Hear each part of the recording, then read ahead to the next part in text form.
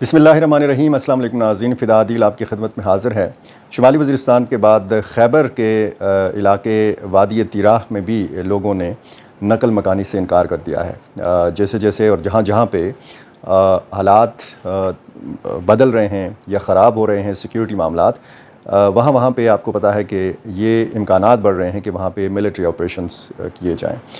ये तो कहा जा रहा है कि महदूद पैमाने पर ये ऑपरेशंस होंगे, और ये भी साथ में कहा जाता है कि ऑपरेशंस का सिलसिला जारी है। ये ऐसा नहीं है कि कोई बाकायदा से किसी बड़े ऑपरेशन का आगाज़ किया जाएगा। इंटेलिजेंस बेस्ड ऑपरेशंस आर्मी की तरफ से या फिर सीटीडी की तरफ से जो कार्रवाई आज हुई है लकी मरवत में, वो भी आज की वीडियो में मैंने आपको बतानी है।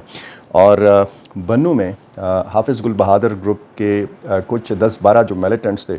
उनका मुहासरा किया गया। मकामी अमन लश्कर की तरफ से फायरिंग का तबादला हुआ। इसमें बाद में पुलिस भी पहुंची, और इस फायरिंग के तबादले में एक मकामी शहरी जो है वो जाँ बहक हुआ है, शहीद हुआ है। ये वाक़या असल में मकामी अमन लश्कर के सरबराह को अगवा करने की कोशिश के बाद रूनमा हुआ, जब मकामी लोगों ने ये अगवा की कोशिश जो है ये नाकाम बना दी। ये तफसील भी आपके सामने रखनी है। और तोनसा शरीफ डेरा गाजी खान में पंजाब में एक बार फिर कार्रवाई हुई है, और यहाँ पर 4 मिलिटेंट्स को मारा गया है। पंजाब के जो जनूबी अज़ला हैं, मियाँ वाली या फिर डेरा गाजी खान, वो इलाके, वो अज़ला जनूबी पंजाब के कि जो खैबर पख्तूनख्वा के साथ मुत्तसिल हैं, और ख़ुसूसन खैबर पख्तूनख्वा की जनूबी रीजन के साथ यहाँ पे इससे पहले भी ऐसे वाक़यात हुए हैं, मिलिटेंट्स की मौजूदगी या फिर यहाँ से जाना और वहाँ पे हमला करने की कोशिश करना। लेकिन वहाँ पे पंजाब के अंदर बहुत क्विक रिस्पांस होता है फोर्सेस की तरफ से, और फिर झड़प होती है और उसमें फिर जानी नुकसान भी होता है। अफ़गान मुहाजिरीन के हवाले से भी मैंने आपको बताना है, लेकिन सबसे पहले मैं आपको जो बन्नू का इलाका है जानी खेल, यहाँ पे थाना जानी खेल की हदूद में ये वाक़या हुआ है। सर्दी खेल के मकाम पर एक मकामी जरगा जारी था, और ज़ाहिर है कि जब इस किस्म के जरगे मुनक़िद होते हैं तो उसमें बाकी दीगर मसाइल के साथ साथ जो सबसे पहला और बुनियादी और सबसे अहम पॉइंट होता है वो अमन व अमान का होता है। ये जरगा जारी था कि इस दौरान कहा गया है कि तकरीबन 10:30 बजे के लगभग कि 10-12 अफराद पर मुश्तमिल एक ग्रुप जो है ये आया, और इसने यहाँ पर मलक ईद नवाज़ जो मकामी अमन लश्कर के सरबराह हैं, इनको अगवा करने की कोशिश की। तो जो जरगे में शरीक लोग थे या अमन लश्कर के जो बाकी लोग थे, उन्होंने मुज़ाहमत की और उन्होंने ये कोशिश जो है ये नाकाम बनाई। फायरिंग का तबादला हुआ, और ये बताया गया है कि ये ग्रुप जो है ये हाफिज़ गुल बहादुर ग्रुप जो है इससे ताल्लुक़ रखता है। फायरिंग के तबादले में एक शख्स जो है वो ज़ख्मी हुआ, जो बाद में ज़ख्मों की ताब ना लाकर शहीद हो गया। ये ग्रुप जब मलक ईद नवाज़ को अगवा करने की कोशिश में नाकाम हो गया, तो ये ग्रुप मरवत किनाल की तरफ रवाना हुआ, मकामी ज़राए ने ये बताया है। और मकामी एक पोल्ट्री फार्म जो अदनान पब्लिक स्कूल के करीब वाक़या है, ये मुसल्ला लोग जो थे, ये ग्रुप जो था ये इसमें दाखिल हो गया, और फिर जो मकामी लोग हैं उन्होंने ताक़ुब किया और इस जगह का मुहासरा कर लिया। फायरिंग का तबादला हुआ, और ज़ाहिर है कि कबायली अवाम के पास आपको पता है ये बन्नू का जो नीम कबायली इलाका है, जानी खेल, बका खेल, सर्दी खेल, ये नरमी खेल, ये ऐसे इलाके हैं कि यहाँ पर हर घर में असलहा मौजूद है। हर शख्स वहाँ पे जो है वो मुसल्ला ही रहता है। और फिर अमन लश्कर के हवाले से जब बात होती है तो फिर ज़ाहिर है कि उनके पास भी असलहा होता है, क्योंकि इन्हीं इलाकों में मिलिटेंट्स की मौजूदगी है और असलहा साथ रखना उनकी ज़रूरत भी है और मजबूरी भी है। तो ये जब फायरिंग का तबादला होता रहा तो तकरीबन 12:20 पर यहाँ बन्नू पुलिस, मकामी पुलिस जो है ये भी पहुँच गई, और 12:40 पर ये बताया गया है कि जो मकामी शख्स है एक बहादुर ख़ान वल्द गुल ख़ान, ये शहीद हो गया। 50 या 55 साल इसकी उम्र बताई गई है, और सर्दी खेल से इसका ताल्लुक़ है। एक कांस्टेबल अमानुल्लाह के नाम से बताया गया है, जो डिप्टी कमिश्नर ऑफिस में तैनात है, पुलिस में है, और ये छुट्टी पर था, रुखसत के ऊपर था, अपने इलाके में मौजूद था। और दूसरे ज़ख्मी का नाम एहसानुल्लाह बताया गया है, तीसरे ज़ख्मी का नाम रसूल अहमद बताया गया है, और इनका ताल्लुक़ जो है ये लंडी डाक सर्दी खेल के इलाके से है। तो बाद में ये बताया गया कि जो 10-12 लोगों का ग्रुप था मिलिटेंट्स का, ये फिर वहाँ से जो है वो चला गया, और इसके बाद पुलिस भी ज़ाहिर है कि पहुँच गई थी, और मज़ीद फिर फायरिंग का तबादला भी नहीं हुआ। ये आपको पता है कि جو لشکر بنائے گئے ہیں مختلف علاقوں میں، ان کی آپس میں پھر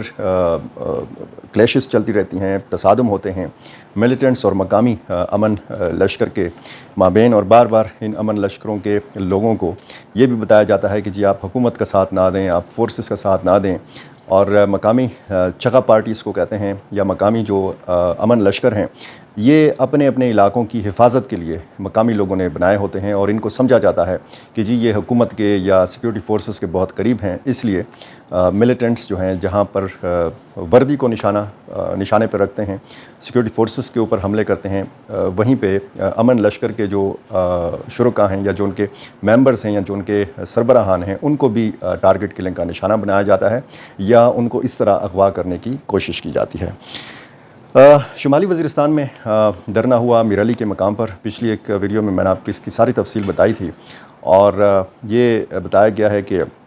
سپین وام کے مقام پر پیر کے دن ایک دوبارہ جرگہ ہوگا، اور اس میں اس علاقے کے جو لوگ ہیں وہ بھی ظاہر ہے کہ اپنی رائے دیں گے۔ شمالی وزیرستان بھر کے لوگ اور مختلف سیاسی جماعتوں کے لوگوں نے تو یہ ایک فیصلہ سنا دیا تھا کہ جی ہمیں نقل مکانی اور کسی قسم کا فوجی آپریشن منظور نہیں ہے۔ ہاں، اگر ملیٹنٹس کے خلاف لمیٹڈ کارروائی ہوتی ہے اور اس میں پھر عام شہریوں کا نقصان نہیں ہوتا، تو پھر ان کا مطالبہ بھی یہی تھا کہ اگر اس قسم کی کارروائی ہوتی ہے تو پھر ظاہر ہے کہ وہ لوگ تعاون بھی کریں گے، لیکن وہ کہتے ہیں کہ ملٹری آپریشن ہمیں منظور نہیں ہے، ہم کسی بھی صورت نقل مکانی نہیں کریں گے، کیونکہ شمالی وزیرستان ہو، جنوبی وزیرستان ہو، خیبر ہو، مومند ہو، باجوڑ ہو، سوات ہو، ان لوگوں نے نقل مکانی کا جو ایک درد ہے، جو ایک کرب ہے، جو ایک پریشانی ہے، وہ اپنی آنکھوں سے دیکھی ہے، اور جو متصل اضلاع ہیں جیسے مردان، نوشہرہ اور پشاور کے لوگوں نے یہ اور سوابی کے لوگوں نے یہ دیکھا کہ سوات کے جو 35 لاکھ لوگ آئے تھے 2-2.5 مہینے کے لیے، وہ کس پریشانی میں مبتلا رہے۔ ظاہر ہے کہ آپ اپنا گھر بار چھوڑتے ہیں، آپ اپنا پکا مکان چھوڑتے ہیں، اور کسی خیمے میں آپ کو زندگی گزارنا پڑ جائے، اور شدید موسم کی شدت بھی ہو، یا شدید سردی ہو، یا پھر شدید گرمی ہو، تو ظاہر ہے کہ یہ ان علاقوں کے لوگ گواہ ہیں۔ اسی طرح ڈیر اسماعیل خان، ٹانک، بنو اور پشاور کے لوگ بھی اچھی طرح جانتے ہیں کہ ہجرت کا یا نقل مکانی کا جو کرب ہے وہ ہے کیا۔ تو اسی لیے لوگ خائف ہیں نقل مکانی سے، لوگ بڑا لرز جاتے ہیں کہ ان کو اپنا کاروبار چھوڑنا پڑے گا، اپنے بچوں کی تعلیم کا حرج ہوتے وہ نہیں دیکھ سکتے ظاہر ہے، اور اپنا کاروباری نقصان بھی نہیں کرنا چاہتے، اپنا گھر بار بھی نہیں چھوڑنا چاہتے، تو اور ساتھ میں امن کا نعرہ بھی بلند کرتے ہیں، امن بھی چاہتے ہیں۔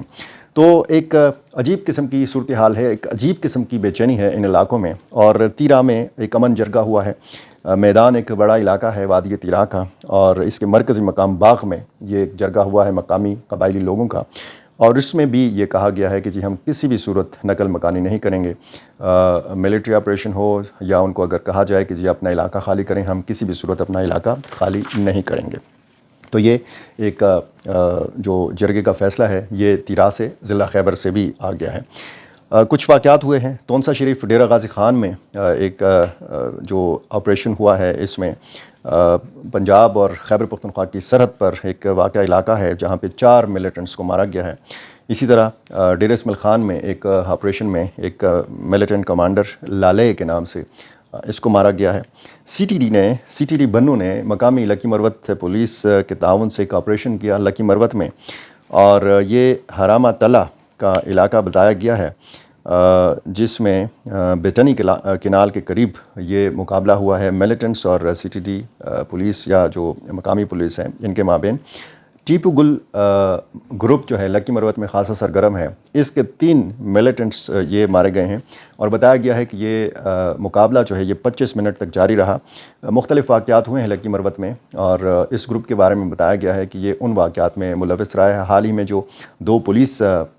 کانسٹیبل جو ٹریفک پولیس سے تعلق رکھتے ہیں ان کو شہید کیا گیا۔ فورسز کے ذرائع یہ کہتے ہیں کہ یہ گروپ جو ہے یہ ان 2 ٹریفک پولیس اہلکاروں کی شہادت میں بھی ملوث تھا۔ آخر میں نے افغان مہاجرین کے حوالے سے اتنا بتانا ہے کہ حکومت پاکستان کی طرف سے متعلقہ اداروں کو، خصوصاً پولیس کو،